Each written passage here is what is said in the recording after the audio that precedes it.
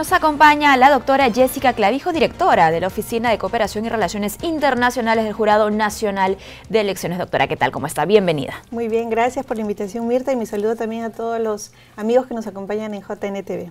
A usted muchísimas gracias. A propósito de la nota anterior, donde veíamos, ¿no?, cómo ya se está desenvolviendo el cronograma electoral rumbo a las elecciones 2018 regionales y municipales, es preciso, por supuesto, seguir en el debate y seguir poniendo en agenda nuestra reforma electoral. Hasta la fecha se han elaborado 7 dictámenes a cargo de la Comisión de Constitución. Tenemos ya un proyecto de ley que justamente habla del cronograma electoral. ¿En qué momento estamos del cronograma? Mirta, hoy por hoy ya contamos desde el día viernes con un nuevo cronograma electoral. Eso es importante recalcarlo porque han habido algunas modificaciones que sí es necesario que la ciudadanía, sobre todo las organizaciones políticas, estén atentos, los personeros, porque hay algunas modificaciones importantes. En primer lugar, como ya se mencionó en la nota, el padrón electoral ha cerrado. Hay algo que me gustaría precisar porque es una diferencia a comparación de la normativa que teníamos hasta hace unos días, y es que este cierre del padrón electoral sí va a implicar que aquellas personas que cumplan 18 años hasta el día de las elecciones sí van a poder ejercer su derecho al voto. Era algo que seguramente causaba ciertas dudas en la población. Aquellas personas que, miren, 350 días antes de las elecciones que ha cerrado el padrón, pero cumplan años, cumplan su mayoría de edad, van a tener justamente la posibilidad de ejercer este derecho tan importante de participación que es el derecho de sufragio, el derecho al voto. Asimismo, me gustaría mencionar de que ya nos encontramos en una etapa muy próxima a lo que va a ser la convocatoria a las elecciones. Hacia los primeros 10 días del mes de enero del año 2018 se realizará la convocatoria por parte del Ejecutivo. Y también en enero hay algo muy importante que va a ocurrir, y es el de las alianzas electorales, la conformación de alianzas. Y hago esta precisión porque normalmente las alianzas electorales bajo el cronograma anterior se hubieran tenido que dar hacia el mes de abril, mayo, junio del próximo año, y ahora los vamos a adelantar hacia enero y marzo. En ese lapso es que se tendría que conformar las alianzas, entonces es algo en lo que hay que tener mucha atención. Por supuesto, atención a las agrupaciones políticas. Así como el cronograma fue observado, corregido, modificada la norma, ahora lo que está en espera es la siguiente modificación que habla sobre la intangibilidad. Así es, el Ejecutivo, como ya ha sido informado a la opinión pública, había hecho 2 observaciones. Una referida al cronograma electoral, que saludamos que haya sido tomada por el Congreso de la República en cuenta para que justamente tengamos el cronograma electoral saneado que hasta este momento está vigente. Sin embargo, hay otro aspecto que está pendiente aún, y es el referido a la intangibilidad de la norma, algo tan importante, teniendo en cuenta que las reglas de un proceso electoral deben encontrarse claras, preestablecidas y con la debida anticipación. Hay una observación que tiene que ver con que la intangibilidad de la norma sea para leyes, pero también para reglamentos, como está la norma aprobada por el Congreso de la República, lo cual consideramos que es un corset para los organismos del sistema electoral. El Ejecutivo coincide y es que ha planteado la observación en ese aspecto, y esperamos que en la siguiente sesión del Pleno del Congreso de la República pueda verse y discutirse este aspecto, y tengan en cuenta que es importante las reglas claras, que las leyes electorales deben tener un tiempo considerable para que entren en vigencia, pero que esto solamente implique leyes y no reglamentos. Por supuesto. El dictor Ticona, a propósito, ha dicho que justamente esto impediría, ¿no?, que, por ejemplo, el Jurado Nacional de Elecciones tome decisiones oportunas, efectivas e inmediatas. Así es, y sobre todo teniendo en cuenta que los reglamentos no van a ir más allá de la ley, solamente precisan, establecen algunos lineamientos que son importantes, deban ser adoptados en momentos oportunos, y el organismo electoral tendría que tener aún esa prerrogativa para poder emitirlas, y sobre todo tener un proceso electoral que transcurra con total normalidad. Ahora, es importante, por supuesto, compartir con nuestros televidentes cuál es la mirada que tiene el Jurado Nacional de Elecciones por estos 6 dictámenes restantes, ¿no? Ya empezamos, gracias a la doctora Clavijo, a entender un poco sobre intangibilidad, y tendríamos que seguir debatiendo de algo de suma urgencia también, que es el financiamiento partidario. Tal cual está el dictamen, ¿qué ajustes se necesitarían? ¿Qué información no está incluida? Especialistas ya han hablado, han puesto su posición de por medio.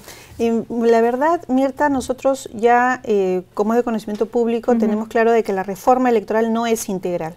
Se han establecido algunas prioridades, entre ellas efectivamente está el financiamiento partidario. Otro aspecto que a nosotros también nos preocupa es el de democracia interna y el de dádivas. Así es. Pero yendo por partes, Sí. en el aspecto de financiamiento partidario, nosotros hemos apostado por las sanciones políticas. Justamente por la experiencia técnica que se tiene, sabemos que la imposición de multas no han sido... no es suficiente, no es ¿no? una medida, una sanción que haya cumplido con su rol o con ser disuasivos, y hemos encontrado efectivamente que hay muchas observaciones al financiamiento de las organizaciones políticas. Entonces se ha establecido una propuesta de gradualidad, justamente, además de gravedad en algunas infracciones que puedan llegar en último momento a una sanción política. Inicialmente, efectivamente, pueden haber multas y podríamos llegar hasta la suspensión o la cancelación de una organización política, obviamente por faltas muy graves. Es importante entender eso, ¿no? Que no hay un ánimo de ser radicales tampoco en el cumplimiento de la norma. Así es, y sobre todo por el peligro que esto implica además para nuestro sistema democrático. Aspectos sensibles como, por ejemplo, las actividades proselitistas, en las cuales muchas veces no se puede identificar a quienes aportan el dinero, y nos encontramos con actividades proselitistas que tienen un ingreso hacia la organización política bastante elevado. Hasta del 30%. En el caso del Jurado Nacional de Elecciones, ha propuesto que haya un tope de 30 UITs, de 30 UITs por actividad, lo cual sería alrededor de 120.000 soles en un evento como una rifa, una apoyada, 120.000 soles, pero que al año pudiera llegar hasta los 400.000 soles, aproximadamente 100 UITs. Sin embargo, en la propuesta que se estaba trabajando en la comisión y que ha sido materia de debate, nos íbamos hasta 250 UITs como tope. Es decir, para esas actividades proselitistas, más de 1 millón de soles. Entonces, y ojo, que el tope estaba por actividad, no por cantidad de actividades al año. Así es. En el caso del Congreso lo ha establecido en un tope genérico de 250 UITs. Nosotros apostamos por topes por actividad y que a lo largo del año puedan llegar hasta las 100 UITs, que serían como 400.000 soles como un tope. Y no nos encontramos, digamos, a favor o en sintonía con este tope tan elevado de más de 1 millón de soles por actividades proselitistas. Y creo que también nuestra realidad debe dejarnos lecciones claras, ¿no?, sobre cómo se maneja el dinero, porque algunos televidentes podrían pensar, pero ¿cuál es el problema de que se hagan actividades y que el dinero se consiga así? Mira, la propuesta del jurado es básicamente orientada a que haya aportes, porque nosotros le exigimos a las organizaciones políticas actividades muy importantes y relevantes en el marco de nuestro sistema democrático. Son uno de los pilares que sostienen nuestra democracia, y nosotros exigimos el que haya capacitación, investigación, el que hayan comités partidarios a nivel nacional. Por supuesto. Y es evidente que eso requiere recursos. Se necesita el dinero. Es evidente. Entonces apostamos por el financiamiento público directo. Nosotros quisiéramos apoyarlos también con la democracia interna, lo cual también implicaría una subvención que sería una especie de financiamiento público también indirecto. Y ahí pasamos al siguiente dictamen. Así es. ¿No? De la importancia de la participación de los entes electorales, ojo, y que ésta sea obligatoria en el buen sentido, ¿no? En el sentido que usted menciona, de dar la asistencia técnica y darle facilidades a las agrupaciones políticas. Y de sanear también esta etapa, porque no olvidemos que la democracia interna, el incumplimiento de las normas de democracia interna puede acarrear la no inscripción de la organización política, su no participación en un proceso electoral. Teniendo en cuenta que esta podría ser la consecuencia, sería muy valioso que pudiéramos tener la oportunidad de apoyar a la organización política en esta etapa, sobre todo porque además las reglas de democracia interna van a estar contenidas en la ley y en sus propios estatutos y reglamentos. Entonces, quizás aquella crítica que se dio en algún momento de que los organismos electorales iban a interferir en el proceso de democracia interna, me gustaría aclararlo en la medida de que se brindaría la asistencia técnica justamente en los padrones, en la organización del proceso, la fiscalización, pero en el marco de las normas. Es un acompañamiento. Además, exacto, ¿no? Que ellos mismos han aprobado también en sus reglamentos electorales. Y me gustaría precisar también de que dentro de las, por llamarlo así, prioridades que se han dado, el tema de democracia interna puede impactar en el proceso electoral, entonces es importante cierta prontitud y celeridad si es que se van a tomar algunas medidas al respecto.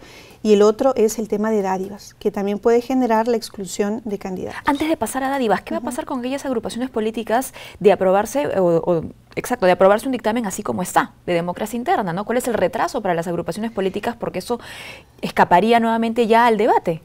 Claro, justamente seguiríamos con las reglas como se encuentran actualmente, en el cual hay un periodo en el cual las organizaciones políticas llevan a cabo su ejercicio de democracia interna, no hay elecciones simultáneas, tienen 3 modalidades de elección, estarían sujetas básicamente, como te menciono, a sus reglas y serían recién vistas por el organismo electoral en los jurados electorales especiales de primera instancia, y ahí se determinaría si cumplieron o no cumplieron con la normativa vigente. En el caso de que no hubieran cumplido con los requisitos establecidos, pues no se podría proceder a la inscripción de la lista. Bueno, yendo entonces ahora sí a dádivas, ¿no? Un tema que sin duda despierta la polémica, ¿no? Muchas veces incluso hasta la polarización, ¿no? Porque algunos están a favor, otros en contra. Bueno, nunca a favor de la dádiva, ¿no? Pero sí, digamos, en lo que se ha propuesto, que es la gradualidad, ¿no?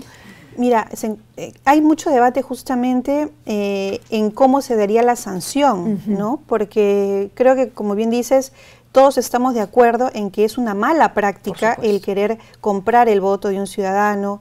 La inducción al voto debe estar totalmente proscrita de nuestro sistema democrático. A lo cual me gustaría acotar de que ya esta figura de la inducción al voto se encuentra reconocida en nuestra normativa. El Código Penal hace muchos años reconoce el delito de inducción al voto. Es por eso que en la propuesta que da el Jurado Nacional de Elecciones, en sintonía con la normativa nacional, establece que en el caso de que se dé algún supuesto de infracción, OMPE efectivamente imponga la multa. Que haya supuestos agravantes en los cuales, por ejemplo, podremos encontrarnos ante un caso en el que se realice este acto delante de un gran número de personas. Esto podría generar una situación agravante y se imponga una multa mayor, es decir, que haya escalas. Esto en relación a la sanción administrativa de la multa. En relación a la exclusión, nosotros apostamos porque este caso se ha derivado al Ministerio Público para que se haga la denuncia correspondiente y este proceso se tramite en el marco de los procesos inmediatos por flagrancia y en pocos días tengamos nosotros la posibilidad de tener un pronunciamiento del Poder Judicial y ya con la observancia de la Constitución Política del Perú se pueda proceder a la exclusión del candidato. Es decir, el organismo electoral, en cumplimiento de lo que establece la Constitución, es que procedería a la exclusión del candidato porque en este caso de sentencia por delito doloso se suspende la ciudadanía. Que es una excelente alternativa porque no deja de lado justamente la gradualidad, ¿no? De manera paralela, porque hay que decirlo, son muchos los escenarios. Claro, mira, hay agravantes en el aspecto de la multa. Respecto a la exclusión, sí es una medida inmediata porque al encontrarnos ante un supuesto de sentencia por delito doloso, inmediatamente se suspende la ciudadanía. Y quizás esto va de la mano con aquellas críticas que quizás ha recibido esta propuesta que establece que en un primer momento se establezca una multa y ya recién ante una reincidencia se procede a la exclusión. Lo cual en la práctica, ¿qué significa, Mirta? Que aquel candidato en un primer momento infrinja la norma. Que eso vaya a primera instancia, sea apelado, vaya a segunda instancia, probablemente interpongan un recurso extraordinario. Claro, porque hay que comprender el proceso y la longitud del proceso mismo, ¿no? No, nosotros tenemos procesos breves. La inscripción de candidatos va a ser 110 días antes de la inscripción. Tenemos básicamente un periodo breve en el cual vamos a recibir denuncias, hay que tramitarlas, y no solamente el organismo electoral se dedica a establecer sanciones por dádivas, también hay propaganda electoral, publicidad estatal, neutralidad, hay algunas otras actividades que también realizamos y los periodos son bastante breves. Es por eso que la propuesta técnica del jurado va orientada a que haya una sanción efectiva, de que haya agravantes en el caso de la multa y que también se pueda aplicar en estos periodos que nosotros tenemos que, como te menciono, son bastante breves. ¿Este es el momento? ¿Hay aún oportunidad para hacer los ajustes que se mencionan o vamos a tener que ver sorpresas más adelante de repente con nuevas normas observadas? Mira, lo ideal sería de que esta discusión en el Congreso de la República sea con la celeridad y obviamente con la transparencia que el caso amerita, porque nosotros tendríamos un proceso ya convocado los primeros días de enero. Es decir, se tendría que estar promulgando ya hacia finales de este año. Las reglas deben estar claras y no debemos olvidar de que hay que informar a la ciudadanía. Estamos corriendo un poco para saber cuál va a ser el marco normativo vigente. Sin información, sin educación a la ciudadanía, a las agrupaciones políticas. Pero nosotros, viendo un poco el ámbito legal, de que obviamente tiene que generarse la normativa antes de que se convoque elecciones, pero no nos olvidemos de ese reto que se va a dar días posteriores a la promulgación y es el de informar, el de capacitar. Porque no ganamos nada dando leyes que finalmente la ciudadanía por desconocimiento va a encontrarse en la misma confusión que en el proceso electoral anterior. Y que estos cambios traigan consigo un cambio de fondo real, ¿no? Ya no solamente una reforma electoral, sino una reforma política. Así es. Muy bien, muchísimas gracias, doctora, por acompañarnos. Hemos conversado con Jessica Clavijo, directora de la Oficina de Cooperación y Relaciones Internacionales del Jurado Nacional de Elecciones.